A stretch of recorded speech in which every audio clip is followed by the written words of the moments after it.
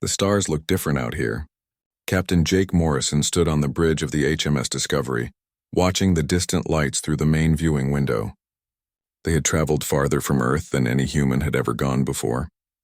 It had taken them 3 months to reach this point, deep in unexplored space near a star system the crew called Epsilon Eridani. Jake was 42 years old, with gray starting to show in his dark hair. He had spent 20 years in space, but this mission felt different. This was humanity's first real step into the unknown. The year was 2247, and humans had finally cracked the secret of faster-than-light travel.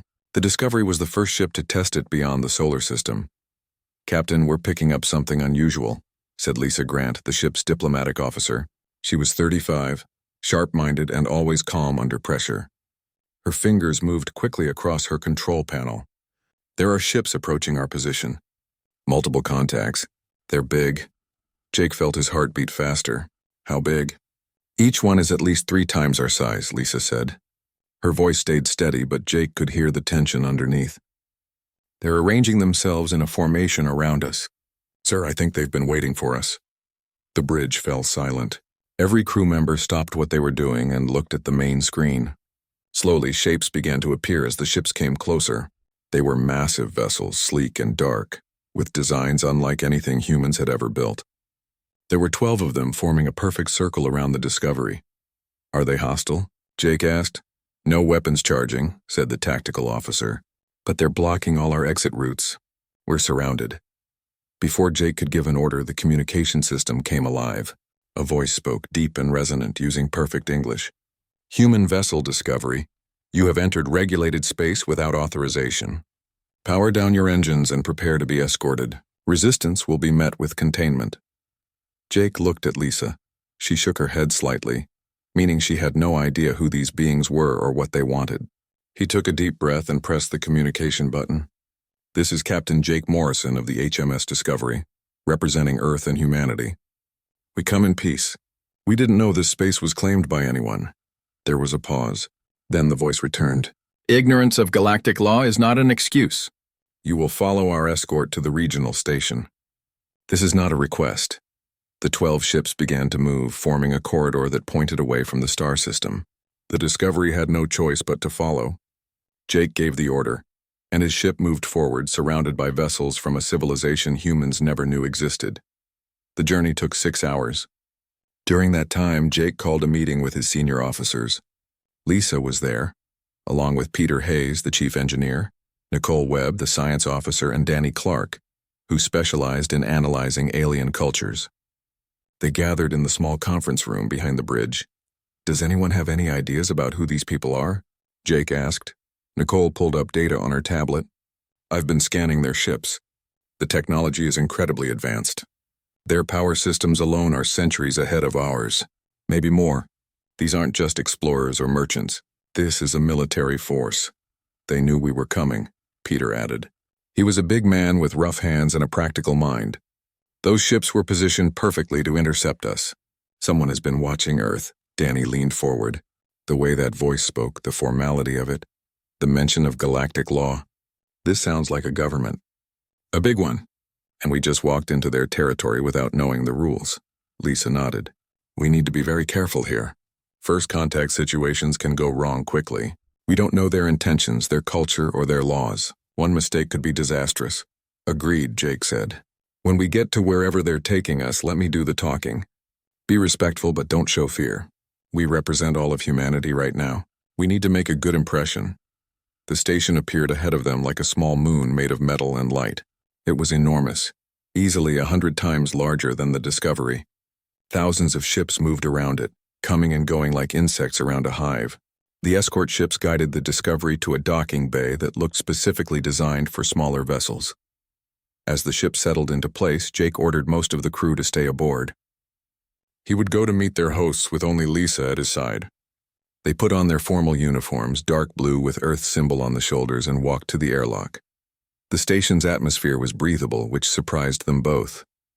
The corridor beyond the airlock was wide and tall, built for beings larger than humans. The walls glowed with soft light and the floor was smooth like polished stone. 2 figures waited for them. They were not human. The closest one stood nearly 8 feet tall, covered in scales that shimmered between green and gold. Its eyes were yellow with vertical pupils, and when it moved, Jake could see powerful muscles beneath the scales. The second figure was shorter but stranger, with pale blue skin and a head that seemed too large for its body. Its eyes were completely black. The scaled being spoke, and its voice was the same one they had heard on the ship. "I am Ambassador Zekthar, High Arbiter of the Galactic Council. You have entered space governed by the Council's authority. Your species is unknown to us. This is highly irregular." Jake stepped forward, trying not to show how nervous he felt. "I'm Captain Jake Morrison. This is Officer Lisa Grant. We're from Earth, a planet about 60 light-years from here. We've only recently developed the ability to travel between stars. We didn't know anyone else was out here." Zekthar's eyes narrowed. "You expect us to believe that a species capable of faster-than-light travel didn't detect the thousands of civilizations using similar technology across the galaxy?" "It's the truth," Lisa said. "We've been listening for signals for over 200 years. We never heard anything. We thought we were alone." The blue-skinned being spoke for the first time, its voice high and musical. "Perhaps their technology is too primitive to detect standard galactic communications. Or perhaps they are lying." Zekthar raised a clawed hand. "The truth will be determined through proper channels. Captain Morrison, you and your officer will accompany us to the council chamber. Your species must undergo the compliance assessment. It is required for all new species that enter galactic space."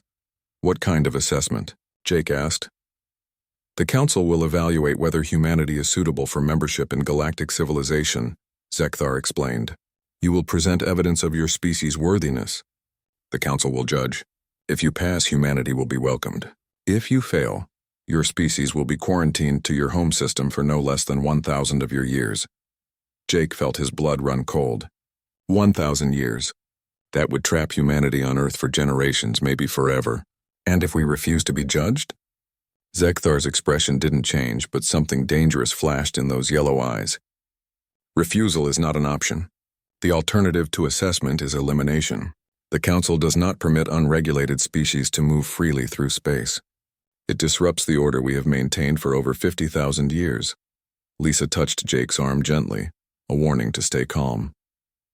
He took a breath and nodded. "We'll take the assessment. When does it begin?" "You have 72 hours to prepare your case," Zekthar said. "Use that time wisely. In 50,000 years, no species has ever passed the compliance assessment on their first attempt. The odds are not in your favor."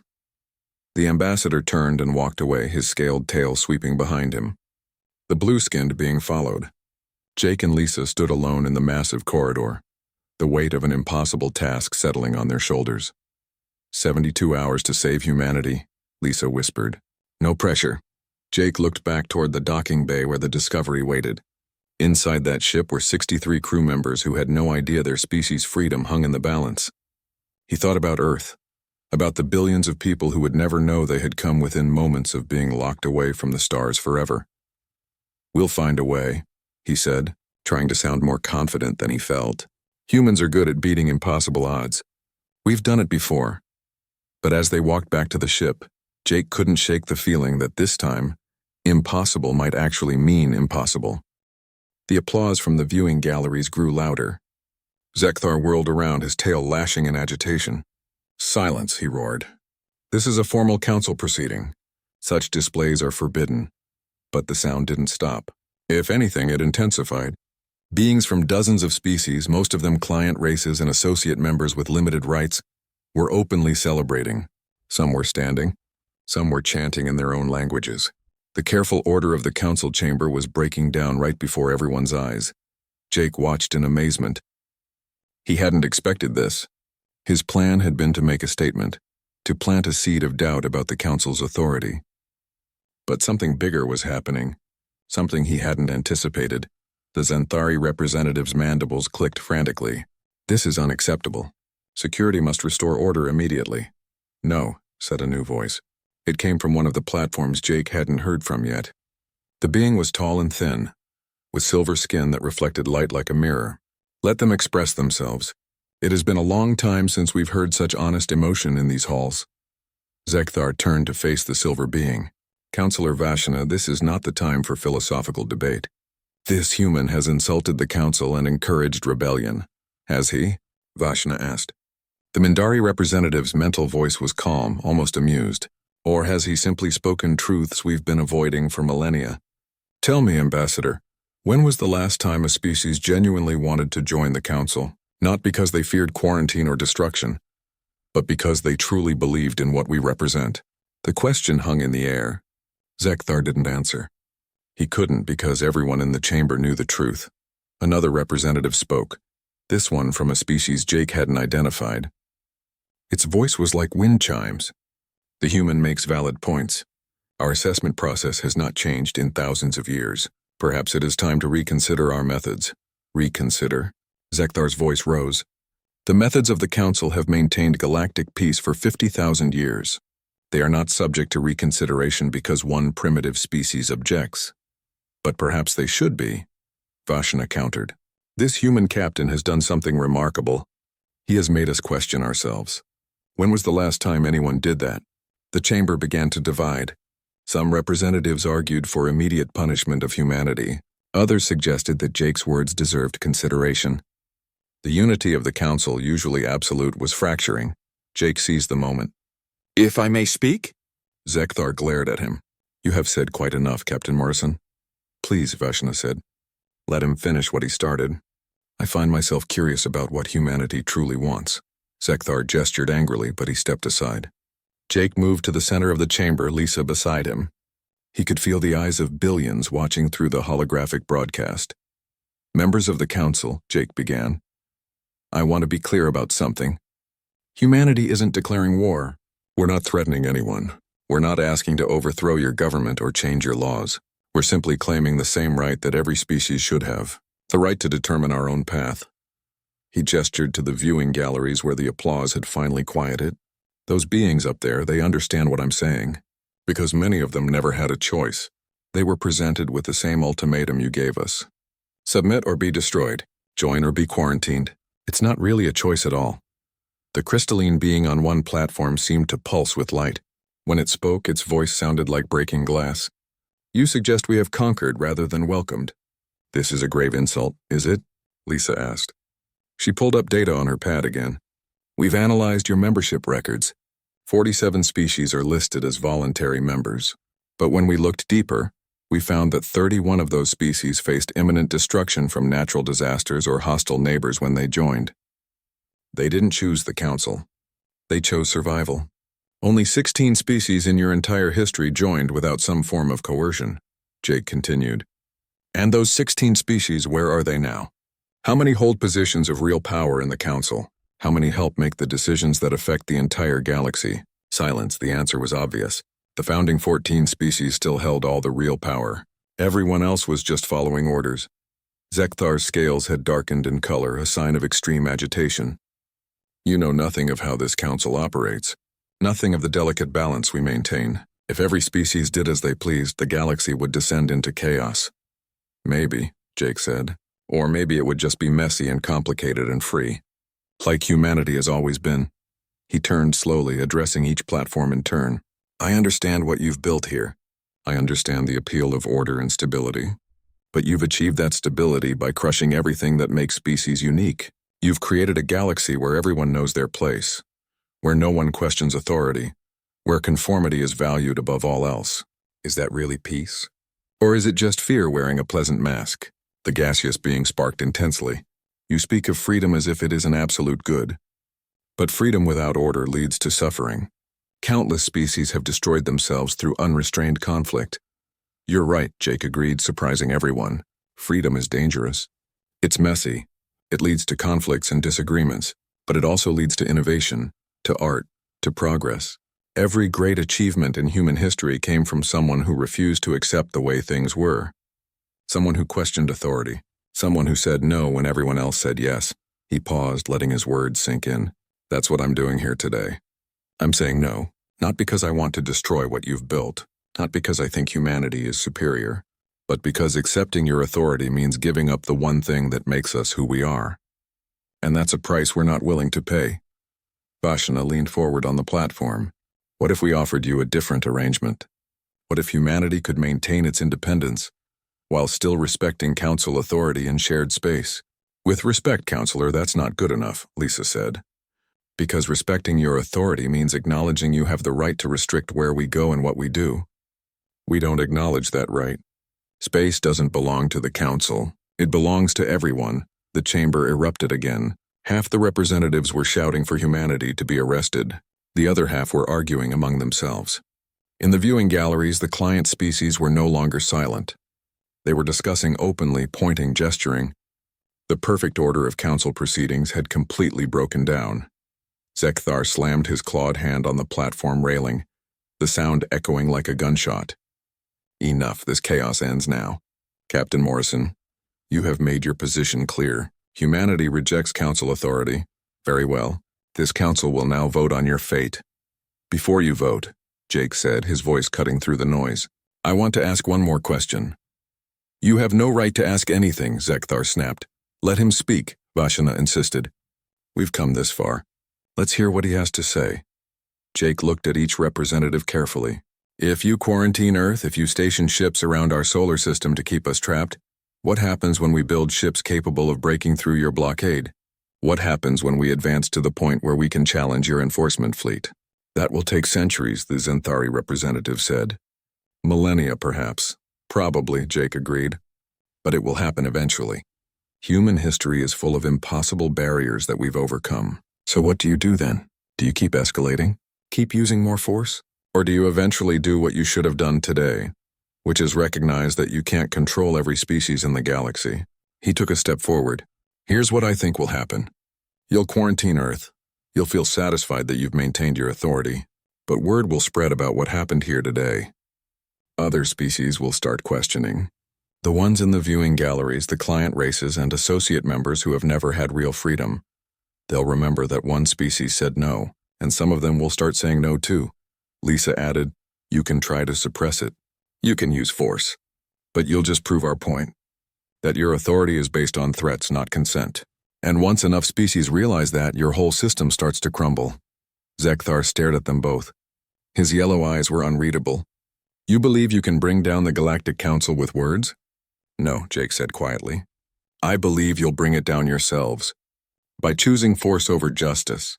By choosing control over cooperation. By being so afraid of change that you strangle every species that shows any independence. The ambassador was silent for a long moment. Then he turned to the other representatives. The time for debate is over. We will vote now. All in favor of quarantining humanity to their home system, show your approval. One by one, the representatives voted, the crystalline being voted for quarantine. The gaseous entity voted for quarantine. The Zenthari representative voted enthusiastically for quarantine. Jake counted the votes, his heart sinking. It was going exactly as expected. Then Vashna spoke. I vote against quarantine. A shocked murmur ran through the chamber. One of the founding members had broken ranks. Furthermore, Vashna continued, I propose a new category of galactic. The council chamber was designed to intimidate. Jake understood that the moment he stepped inside. The room was circular and massive, with walls that stretched up so high the ceiling disappeared in shadow. 14 platforms ringed the space, each one elevated and positioned to look down on the center floor where he and Lisa now stood. On each platform sat representatives of the founding species of the Galactic Council. Jake forced himself to stand straight and keep his expression neutral. He could feel the weight of their stares. Some of the aliens were vaguely humanoid, while others were so strange he couldn't even guess how they sensed the world. There were beings made of crystalline structures that glowed with inner light. There were creatures that seemed to be made of liquid held in transparent containers. One appeared to be nothing but a cloud of gas with sparks of electricity dancing through it. In front of the platforms, holographic displays showed the assessment was being broadcast. Billions of beings across the galaxy were watching. Humanity's first contact with galactic civilization was entertainment for the masses. Ambassador Zekthar stood on the largest platform, directly ahead of Jake's position. His scaled face showed no emotion as he began the proceedings. We are gathered to assess the species known as humanity. This assessment will determine their fate for the next millennium. Captain Jake Morrison, you stand as representative of your entire species. Do you understand the gravity of this moment? I do, Jake said.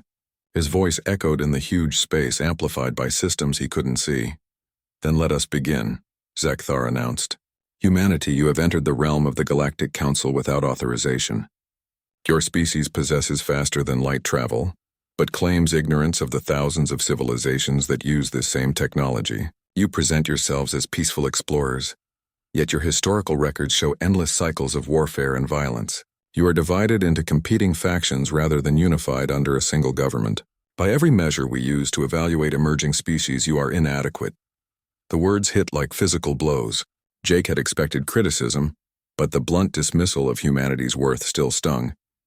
He glanced at Lisa and saw her jaw tighten. A new voice spoke from one of the other platforms. This one belonged to an insectoid creature with multiple eyes and mandibles that clicked as it talked.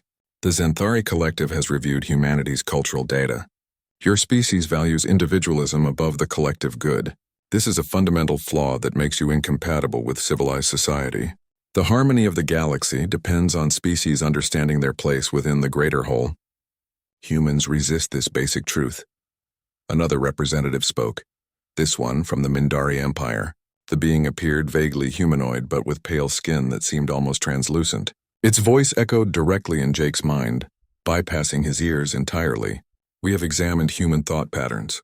Your emotions are chaotic and unpredictable. You make decisions based on feelings rather than logic. You wage wars over ideas and beliefs rather than resources. You are too unstable to be trusted with galactic-level technology. One by one, the representatives spoke. Each one listed humanity's failures. Each one found reasons why humans were unfit for galactic civilization. The words began to blend together into a wall of condemnation. Humanity was too violent, too divided, too emotional, too individualistic, too primitive, too dangerous.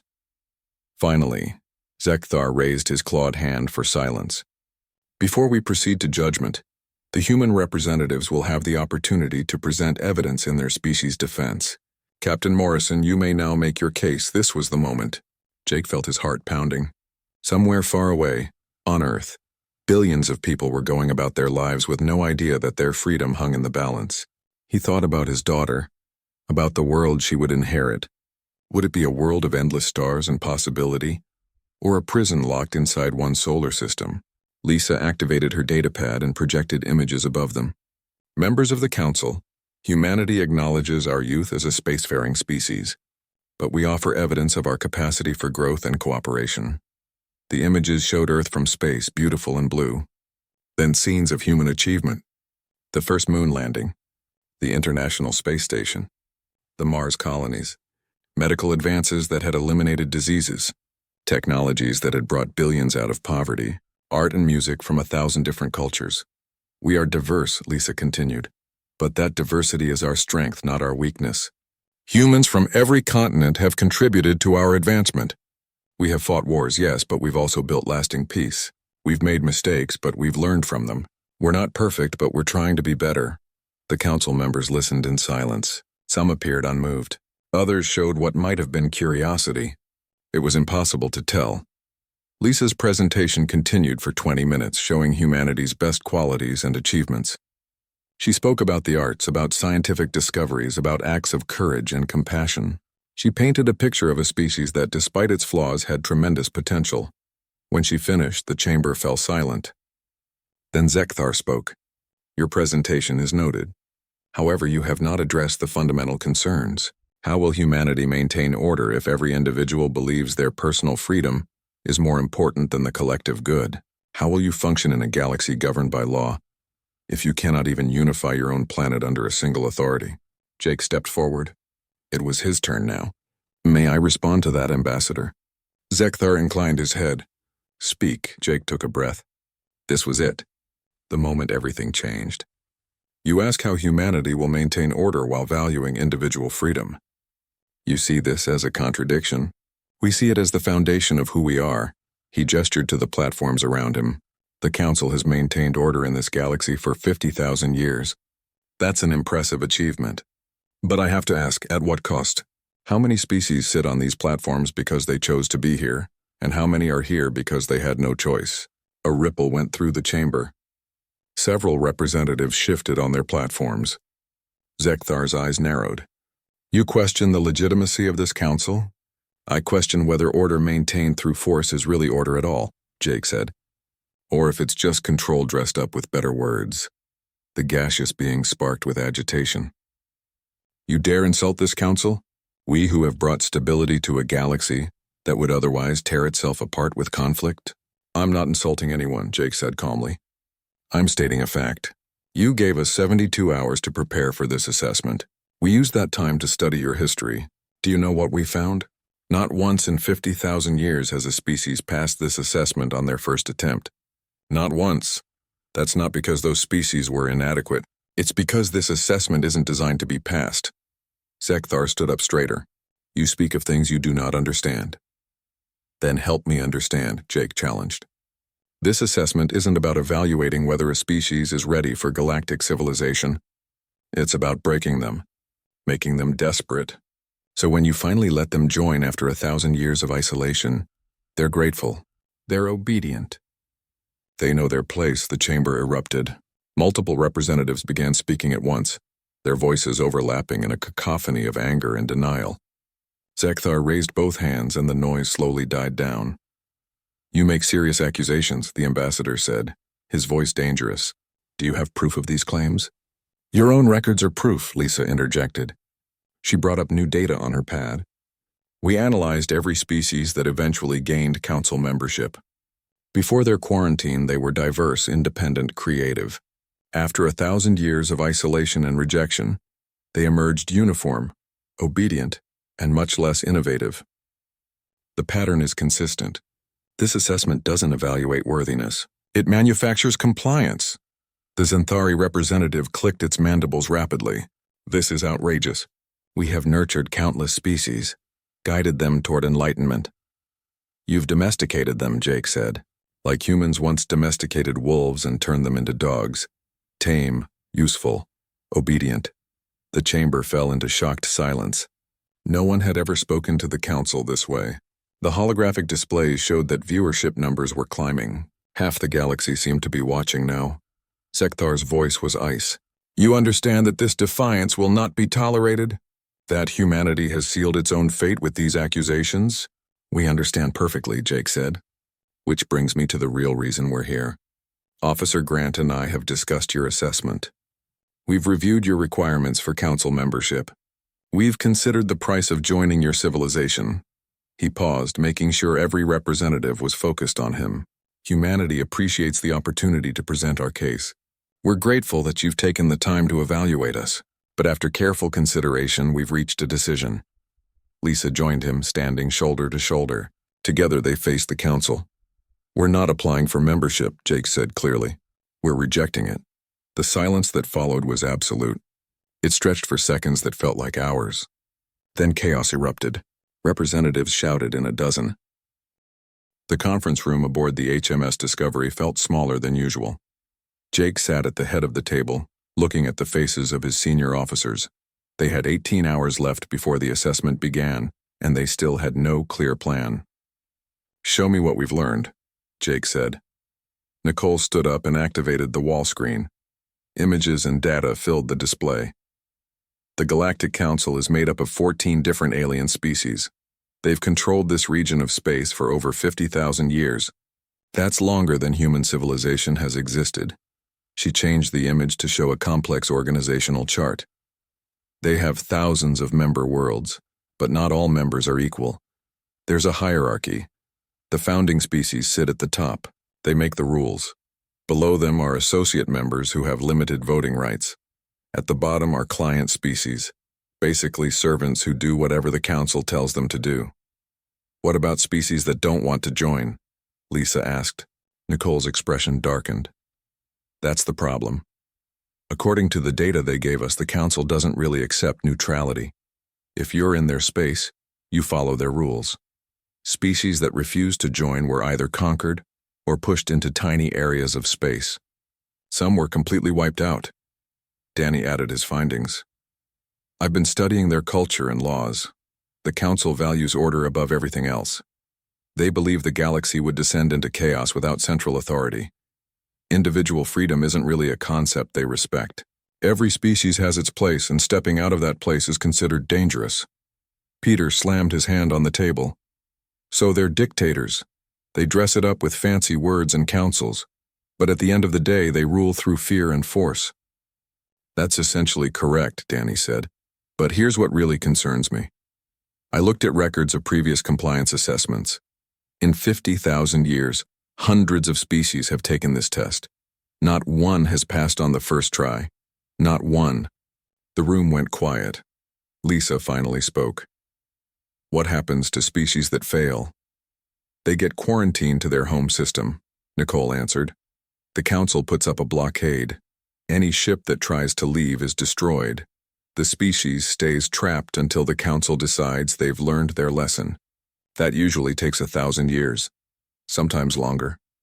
Jake felt a headache forming behind his eyes. What do the species that eventually pass have in common? What does the council want to see? Danny pulled up another set of data. That's what I've been trying to understand. The pattern is clear but disturbing. Species that get accepted show three main things. First, they demonstrate military strength. The council respects power. Second, they show complete unity. No internal conflicts, no disagreements, just total conformity. Third, they prove they'll obey council authority without question. Humanity fails on all three counts, Lisa said quietly. We're not a military powerhouse. We're divided into almost 200 different nations, and we have a very long history of questioning authority. Exactly, Danny said. We're everything the council doesn't want in a member species. They'll see us as dangerous and unpredictable.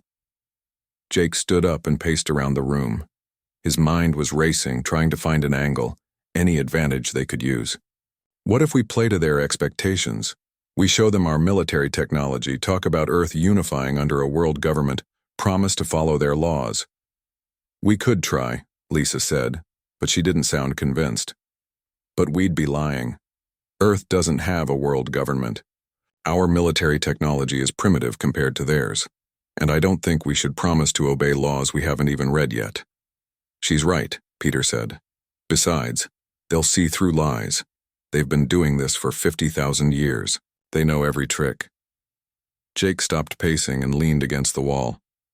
So what do?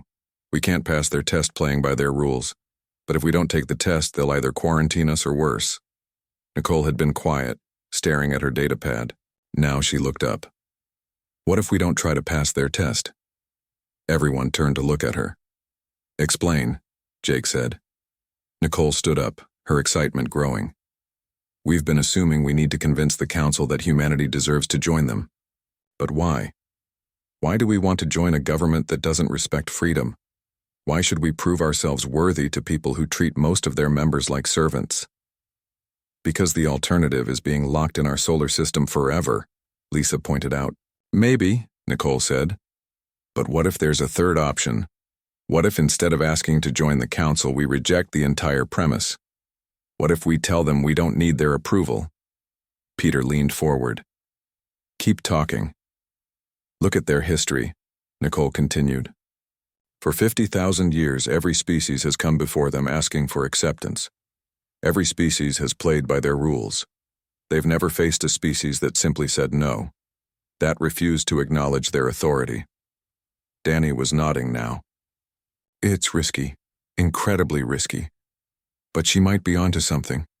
The council's power is based on everyone accepting that power as legitimate. What happens if we don't?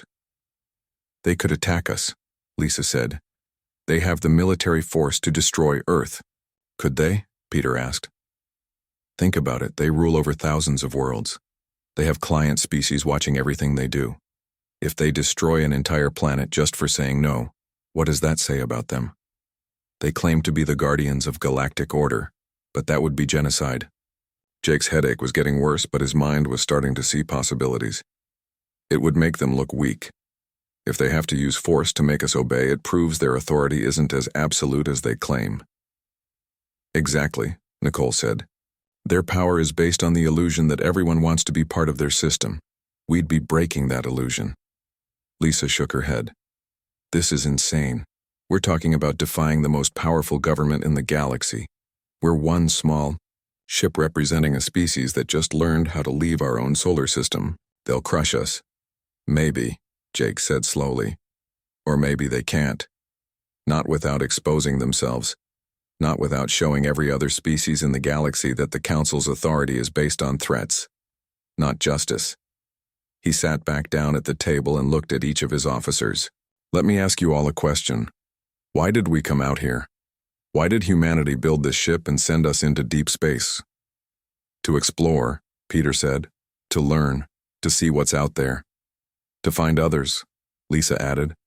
To not be alone in the universe. But not to find masters, Jake said. Not to find someone to tell us what we can and can't do. Humanity came to space because we refuse to be confined. That's who we are. It's always been who we are. Danny smiled. So we tell them that. We tell them more than that, Jake said, his plan forming clearly now. We thank them for their offer. We acknowledge their power and their long history. And then we politely explain that humanity didn't come to space looking for permission. We came because the stars called to us, and no council, no matter how old or powerful, has the right to keep us from answering that call. Lisa looked worried. And when they threaten us with quarantine, we accept it, Jake said. We tell them to go ahead, quarantine Earth, try to keep us locked in our solar system, but we'll keep building ships, keep advancing our technology, and eventually, we'll leave anyway. They can delay us, but they can't stop us. Not unless they're willing to commit genocide. And if they do that, they prove we were right to defy them. The room was silent for a long moment. Then Peter started to laugh. You want to call their bluff? You want to walk into that council chamber and basically tell them to go to hell? In more diplomatic terms, Jake said with a slight smile. But yes, that's exactly what I want to do. Nicole was grinning. It's the most human thing we could possibly do, face impossible odds and refuse to back down. It could end in disaster, Lisa warned. We could be responsible for Earth being quarantined for 1,000 years, maybe longer. Billions of people will never get to see the stars because of what we do tomorrow. Jake met her eyes. Or billions of people will see the stars as free citizens of Earth, not as subjects of the Galactic Council. This is bigger than passing their test, Lisa. This is about what kind of species humanity wants to be. Do we bow to authority just because that authority is old and powerful? Or do we stand up and say that we determine our own destiny? Lisa took a deep breath and slowly nodded. If we're going to do this, we need to be smart about it. We can't just walk in there and start insulting them. We need to present our position clearly and firmly, but respectfully. We're rejecting their authority, not declaring war. Agreed, Jake said. We'll play it carefully. We'll let them have their assessment, we'll answer their questions, but when they ask us to prove we're worthy of joining them, we'll explain that we're not applying for membership. We're simply informing them that humanity is taking its place among the stars, with or without their approval. Danny pulled up a new document on the screen. Then we need to prepare a statement, something that explains our position without being aggressive. We need to show strength, not hostility. For the next 16 hours, the 5 of them worked on crafting their message. They wrote and rewrote, debated every word, every phrase. They practiced delivery, tone, and body language. They prepared for every question and challenge the council might throw at them. Emma led them through corridors she had memorized during her captivity. Every turn, every doorway she had studied and remembered. Jake stayed close behind her, his rifle ready. Kate and Danny covered the rear, watching for pursuit. The ship shook around them. The self-destruct sequence was destabilizing the reactor. Lights flickered, bulkheads groaned. They passed Zarvan soldiers who were running in panic trying to reach escape pods themselves. Nobody tried to stop them. Everyone was focused on survival now. 7 minutes, Kate called out. Emma pushed through a doorway and pointed. Down this corridor. The reactor room is at the end. The escape pod bay is on the other side. Jake looked at the corridor and felt his stomach drop. The reactor room was glowing with deadly radiation. Warning signs in multiple languages covered the walls. Going through that room would expose them to lethal doses of radiation. Is there another way? Jake asked. Emma shook her head. This is the fastest route. Every other path will take too long. Danny checked his scanner. She's right, we won't make it in time any other way. Jake looked at his daughter, then at his crew. Kate met his eyes and nodded. Danny cracked his knuckles and grinned. Lisa's voice came through their communicators. "I'm circling around to the escape pod bay's exterior," Lisa said. "I'll pick up the pod as soon as you launch." "Here's what we do," Jake said, making a decision. "Danny, Kate, you take Emma through the side passages. They'll be slower but safer from the radiation. I'll go through the reactor room and open the pod bay doors from the inside. We meet at the pods." "No," Emma said immediately. "We stay together." Kate put a hand on Emma's shoulder.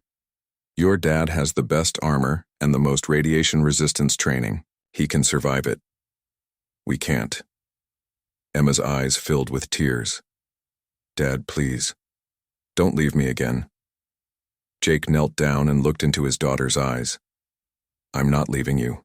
I'm making sure you get out safely. That's what fathers do. I'll be right behind you. I promise." He hugged Emma tight, then stood and looked at Kate. "Take care of her." Kate nodded. 6 minutes, Jake. Don't be late." They split up. Kate and Danny took Emma down a side passage, moving as fast as they dared. Jake turned toward the reactor room, took a deep breath, and ran forward. The heat hit him first. Even through his armor, Jake could feel the temperature rising. Then came the radiation. His suit's alarms screamed warnings. Exposure levels climbing. 5 seconds in the room. 10 seconds. 20. Jake's vision blurred. His skin felt like it was burning. But he kept running. Through the haze of pain, he could see the control panel on the far side of the room. Just a little farther. 30 seconds. 40. Jake reached the panel and slammed his fist on the button. The escape pod bay doors began to open. He had done his part. Now he just needed to reach the bay before the reactor exploded or the radiation killed him. He turned to run back and saw a figure blocking the doorway. Captain Vex stood there holding a plasma blade. The Zarvan captain's eyes burned with hatred and madness. "You destroyed everything," Vex said. "My ship, my crew, my future. Now you die here."